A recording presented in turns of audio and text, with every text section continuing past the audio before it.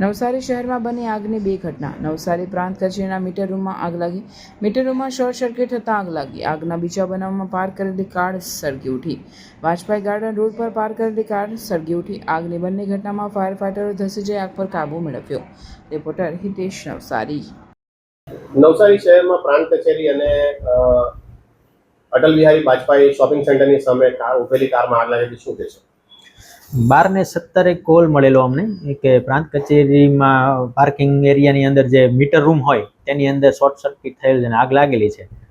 એટલે હું તે દરમિયાન કાલિયાવાડી વિસ્તારની અંદર હતો, કામસર ગયેલો હતો અને સીધી ડાયરેક્ટ હું ઘટના સ્થળે પહોંચી અને ફાયર એક્સટિંગ્યુશર દ્વારા આગ ઉપર કાબુ મેળવી લીધેલો હતો. તે દરમિયાન આપણી ફાયર ફાઇટર બી ત્યાં બોલાવી લીધેલું હતું. એટલે કંઈ મોટું નુકસાન ત્યાં છે નહીં, શોર્ટ સર્કિટ હતી.